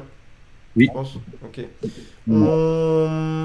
Voilà, donc on a fait le tour de ce match, les gars. Je reviens juste sur une déclaration de Ryan Cherki. Voilà, il a dit c'était ma dernière, je pense, avec Lyon, mais je suis prudent car je sais que j'ai vécu l'été dernier. Je sais par où je suis passé. Je verrai où le vent me mène. Je suis fier de ce que j'ai fait. Et puis c'est Ryan Cherki, on le rappelle, hein, il est là depuis l'âge de 7 ans dans le club lyonnais. Il a dit c'est 14 ans de passion, 14 ans de détermination, je suis fier de moi, je n'oublie personne. Jean-Michel Aulas, il a dit John Textor malgré tout. Malgré tout. Hein. Merci à tous, aux coachs que j'ai vu passer au club. J'ai un mot à dire aux supporters, prenez les futurs jeunes sous votre aile. C'est grâce à vous qui voudront marquer le club, quoi qu'il arrive, je reviendrai. Donc voilà. Est-ce que vous aimeriez justement que Ryan Cherki un jour revienne? Et s'il revient, Ryan Cherki, je pose la question à Sandro là, s'il revient Ryan Cherki, d'après toi, c'est à quel moment? Ou ça dépendra plutôt du standing du club de l'Olympique Lyonnais à ce moment-là, l'année, quelle saison on joue, etc., les objectifs? Ouais, bah pour moi, là, en l'état actuel des choses, si Cherki doit revenir à l'OL dans les années à venir, c'est que son futur club, ça n'a pas marché du tout. Parce que voilà, je vois pas pourquoi il est jeune. Là, quand la Casette revient, bon, il a fait pas mal de saisons à Arsenal. Enfin voilà, il revient pour parce qu'il est plus sur la fin de sa carrière. Mais là, Cherki, il est très jeune. Donc le voir revenir à l'OL, je vais dire une bêtise, d'ici 3, 4, 5 ans, c'est que en gros, ça a pas marché dans son expérience, dans son futur club. Autrement, revenir, je le vois pas revenir à part en fin de carrière peut-être, mais autrement revenir dire cette phrase à son âge, en fait, c'est pas, ça va pas ensemble. Donc il a dit aussi j'ai commencé la saison au Loft alors que j'ai jamais trahi le club. J'ai tout donné pour ce blason, ce n'a pas été une saison facile, on m'a beaucoup craché en interne. Il a dit. On m'a beaucoup Oui, il a craché dit en en interne. Beaucoup mal parlé de mon entourage alors que je suis le seul à prendre mes décisions. Il a dit. Oui, après, il voulait quand même absolument signer au Paris Saint-Germain. Ça, il faut pas non plus que. Moi, je suis d'accord avec toi là-dessus. Hein. Sur le Paris Saint-Germain, c'était pas voilà, loin d'être fait, il hein. était prêt à les rejoindre. Il avait eu même Luis Enrique au téléphone. Sandro, je vais te poser une question là-dessus. Dis-moi. Pour toi, Cherki, il a la place au Paris Saint-Germain ou pas? Moi, je vais te dire, Désiré Doué, pour moi, il est devant la hiérarchie par rapport à Cherki. Là, dans ce Paris Saint-Germain-là, je te dirais non, parce qu'en fait, Cherki, il faut le mettre dans une équipe qui a besoin, ils ont besoin d'un leader de technique, de vitesse, d'un numéro 10, tu vois. Mais là, avec les joueurs actuels du Paris Saint-Germain, je saurais pas où le mettre, Cherki, en fait. À la place de qui? Parce qu'en fait, le Paris Saint-Germain, ils ont une très belle équipe, là. Qui est rodée, chaque joueur à son poste, ils sont très performants. Donc, en fait, si tu mets Cherki dans cette équipe, j'ai peur que ça te déséquilibre tout. Et toi, en tant que supporter, tu verrais comment le fait, on le sait qu'il y a des rumeurs, on n'a pas encore d'infos avancées, on sait que le Paris Saint-Germain apparemment ne s'intéresse plus tant que ça à lui par rapport au profil qu'il recherche, mais on le sait en cas de départ peut-être de certains joueurs. Qu'est-ce que ça te ferait toi en tant que supporter de voir Ryan Cherki et notamment, on le sait que finalement Ryan Cherki a aussi dragué un peu le Paris Saint-Germain, notamment au trophée. Je vais vous dire, je me sentirais trahi, mais je comprendrais la décision. Parce que malheureusement, et je le dis souvent dans mes lives, malheureusement aujourd'hui, quand tu quittes l'OL pour aller au Paris Saint-Germain, malheureusement c'est une progression. Donc, j'arrive à comprendre sa décision en tant que joueur pour aller au Paris Saint-Germain, tu progresses. Mais en tant que supporter, on a déjà eu l'épisode Barcola, donc ça me ferait mal au cœur de voir une autre pépite de notre formation mettre le maillot du Paris Saint-Germain. Mais aujourd'hui, l'Olympique Lyonnais n'est plus ce qu'il était, comme on disait au début de l'émission. Donc, c'était comme nous dans les années 2000 où tout le monde voulait venir chez nous. Et quand il y a des joueurs du championnat de France qui sont venus à l'OL, des pépites de certains clubs qui sont venus, ils voulaient signer à l'OL. Eh ben aujourd'hui, c'est le Paris Saint-Germain, c'est le club que tout le monde veut rejoindre. Donc, je peux le comprendre, oui, mais en tant que supporter de l'OL, ça me ferait très mal de le voir sous le maillot du Paris Saint-Germain. Olive, tu l'as eu le communiqué de Testor là sur la Lacazette ou pas? À l'instant? Non, hier, ce matin. Non, il a dit un truc sur Alex Lacazette. Tu en parles, oui. Il a dit tout simplement, hier j'étais en larmes, j'y suis encore, merci Alex, tu es un géant. Voilà. Il a dit ça. Exactement. Je sais pas comment le prendre vraiment. Je sais pas comment le prendre. Je sais pas si c'est. Alors, je dit parce que vu que je l'ai sur mon portable, j'étais en larmes à ce. Je le suis encore. Alex, tu es un géant. Ok, Jean-Michel Aulas en larmes, je comprends. Mais le fait que John Textor soit en larmes, je comprends pas parce que John Textor. Si on réunit toutes les informations, il a souhaité. C'est encore de la com, il a souhaité cet hiver que Alexandre Lacazette réfléchisse aux opportunités de partir à ce moment-là. Ça, il faut le prendre en compte aussi. Maintenant, c'est Jean-Michel Aulas, je comprends, et on a vu la déclaration de Jean-Michel Aulas en larmes, ça me semble un peu plus juste. Ah, moi, je l'ai pas vu celle-là, la déclaration d'Aulas. Alors de toute façon, les jours qui vont suivre, les gars, ce qui va se passer, la saison est terminée.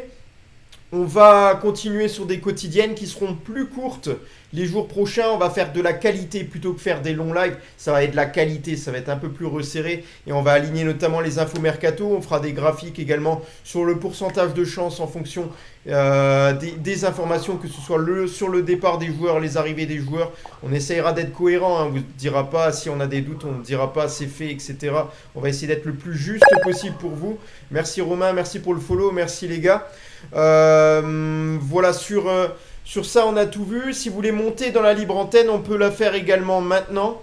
Je sais pas Jojo si tu as le jeu animé ou pas ce soir. Non, celui il peut pas venir ce soir. Il peut pas venir ce soir, donc je le ferai demain.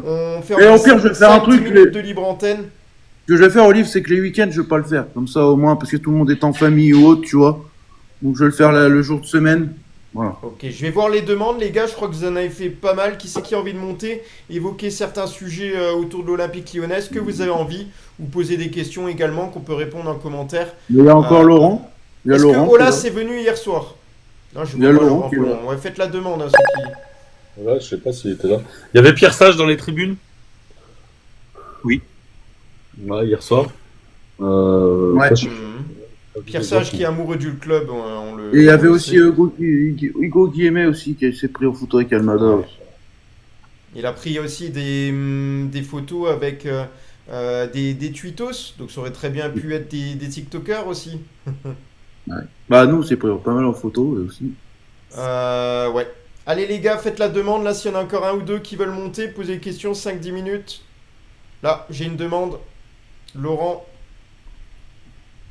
Merci les gars, merci pour la barre des likes et les partages. C'est énorme ce que vous avez fait ce soir. Voilà, salut Laurent, comment va? Bonsoir, ça va Olivier? Ouais, ça va, merci. T'as changé de nom? Ouais. Ouais, il a changé de nom, c'est tout. Ah, j'ai reconnu ta Ouais, voix. j'ai changé de nom, j'ai voulu passer, enlever mon nom de famille. Et puis il allait au coiffeur aussi, je crois. Ouais, je l'ai dit. Oui, ouais, ça fait du bien. Bonsoir Sandro. Bonsoir, Ouais. Laurent. Du coup, quel sujet que tu as envie d'évoquer ou poser une question à Sandro ou comme tu veux. Ben... Ta caméra, Laurent. Ouais, la caméra. Voilà. J'ai pas grand chose à dire à Sandro, à part qu'il était au match hier, je suppose. T'étais pas au match hier? Ouais. Oui, j'étais au match, comme d'habitude. Mikotadze, Tous les matchs. comment tu l'as trouvé, Mikotadze? Ah, Tu l'as joué? Il est rentré, bah après il est pas rentré, il a pas joué de longues minutes, mais après bon, Oui. difficile de dire un avis sur le temps de jeu qu'il a eu en fait. Ouais. Salut Malcolm, Salut, ça va? ça va et toi? Ça va. Moi, j'avais une petite question là. Là, le fait que le championnat il est terminé, qu'on a pu finir sixième, est-ce que vous pensez qu'on sera sorti d'affaire avec Textor parce qu'il paraît confiant, mais je sais pas trop comment juger tout ça. Alors, c'est vrai que je me suis pas exprimé sur le sujet. Je vais essayer un petit peu de parler ça en quelques mots. Sur ce qui se passe autour, notamment du prochain passage devant la DNCG, est-ce qu'on peut avoir confiance? Moi, je reste sur mon premier avis qui est que les communiqués de John Textor et de Eagle Football, pour moi, sont faits un peu, non seulement pour rassurer les supporters en première partie. Deuxième chose, c'est par rapport à la DNCG, faire bonne figure et montrer que ça avance petit à petit, parce que c'est très important. Parce que la DNCG va être sans pitié, ils l'ont déjà été la dernière fois, parce que rétrogradation provisoire, quand tu vois ça dans le communiqué, ça fait quand même assez mal. Hein. Donc là, mon indice de confiance, franchement, voilà, je sais que dans ce groupe Peuple du Rhône, il y en a certains qui sont confiants, donc ça me fait un peu remonter. Je me dis, tiens, il arrive un peu à convaincre certains supporters, mais je mettrais à mon indice de confiance de l'ordre, ouais, si je devais mettre en pourcentage, allez, 40%, 45%. Et 55% de chance, je pense qu'on va être pénalisé. Et quand je dis un minimum de sévérité, c'est-à-dire, je pense qu'on aura quand même une interdiction de recrutement, ce qui serait très mauvais pour l'Olympique Lyonnais. Interdiction de recrutement. La masse salariale contrôlée, ça restera, hein, j'en suis sûr, quoi qu'il arrive. Et malgré le fait que John Textor veut avancer dans ses projets, je pense que la DNCG va dire oui, mais là vous avez du temps pour travailler. Les transferts, les promesses de transfert aussi, elles devaient être faites avant le prochain passage devant la DNCG. C'était comptabilisé avant, j'ai entendu ça dans l'équipe. Donc voilà, je crains un petit peu le pire, mais j'ai toujours bon espoir. Alexis? Oui, j'ai lu un article, je sais plus c'était sur quel site, où Textor répondait à soit un journaliste ou un supporter, et il disait on va pas être sauvé, on est déjà sauvé, on a déjà l'argent. Non, et il a dit ça, écoute pas ces putains de journalistes. Aussi. Ouais. Il a dit ça. À Monaco, oui. Ouais, écoute pas ces nanana de journalistes, ils disent n'importe quoi. J'ai ingéré 293 millions, je peux te jurer qu'on est déjà sauvé et tout. La vidéo. Mais je l'ai. Ah, mais les 293 millions, c'est pas depuis le début de... Il a investi depuis qu'il est là. Ouais. Voilà, Sandro, toi tu t'es déjà exprimé là-dessus. On avait parlé un petit peu, est-ce qu'on peut avoir confiance ou non. Là, si tu fais le bilan, depuis que John Textor est à l'Olympique Lyonnais, Est-ce que c'est une image plutôt positive ou négative? Non, pour moi, ça reste négatif. Alors, il a fait il nous a ramené quelques bons joueurs, notamment Fofana et tout. Sur ça, il n'y a pas de souci. Mais au niveau de la communication, c'est sûr que c'est pas Jean-Michel Aulas, voilà. Même si pour moi le club était déjà en chute avec les dernières années d'Aulas. Mais ce que je veux dire, c'est que John Textor, voilà, il vient, non, pour être un peu mal poli, il n'a rien à foutre de l'OL, quoi. Il vient, il essaye de revendre après, pour revendre après, quoi, pour faire monter en valeur ce club. Mais bon, quand t'as pas d'argent, parce que pour moi, c'est quelqu'un qui n'a pas d'argent. Pour moi, il est pas crédible du tout, parce qu'il a promis beaucoup de choses depuis son arrivée, notamment là, en décembre, quand il y a eu les premières sanctions qui sont tombées, où il fait une conférence de presse et il dit qu'il doit vendre ses parts de Crystal Palace imminente et rentrer en bourse imminente. Il nous dit ça au mois de décembre. Aujourd'hui, on est au mois de mai, il y a toujours rien. Donc, au bout d'un moment, enfin voilà, je veux bien que tu nous promettes monde et merveille, mais il faut faire les choses. Il faut assumer tes paroles, quoi. Faut dire, tout simplement. Alors, là, on le voit, hein, le communiqué partagé, l'article partagé sur John Textor et sa déclaration « Nous sommes déjà sauvés ».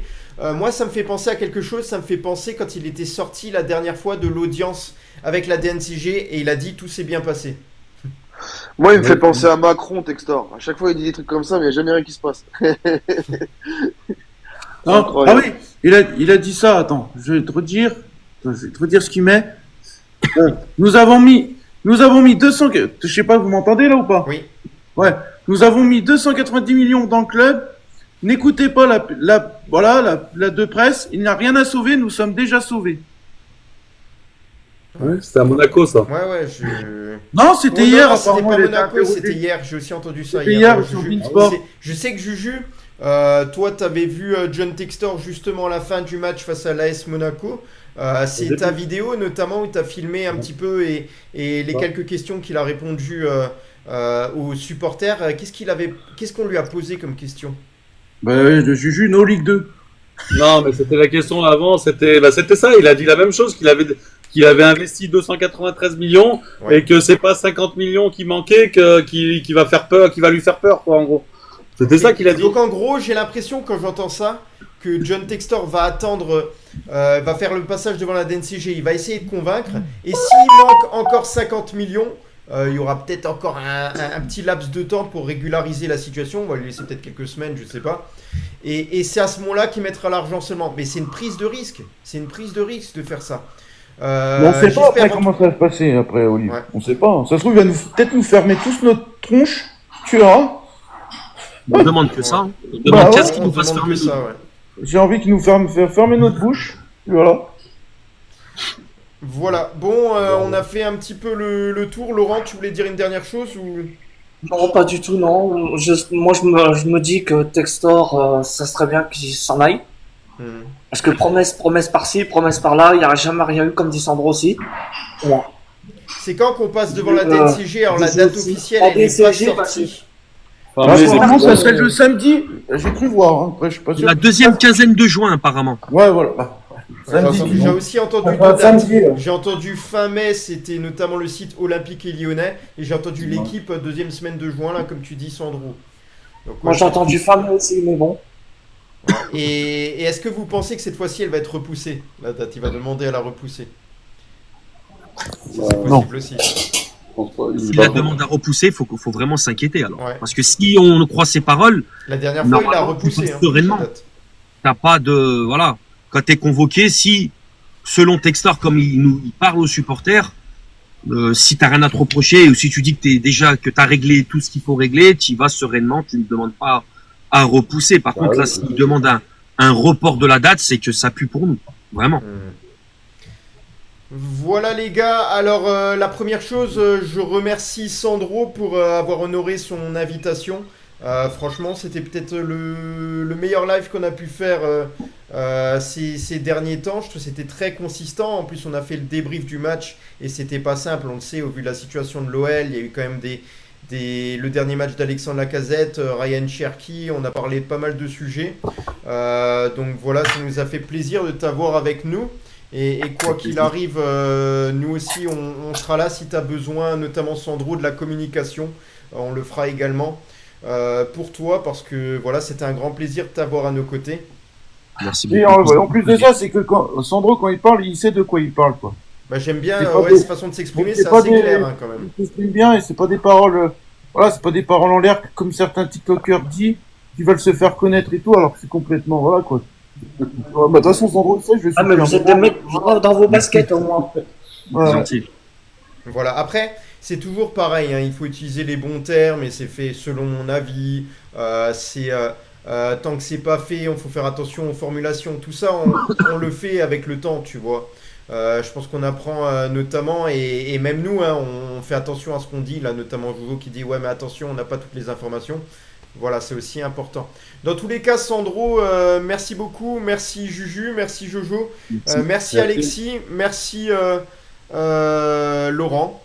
Voilà, n'oubliez pas qu'on a la chaîne YouTube Peuple du Rhône. Vous pouvez voir l'entière rediffusion de ce live.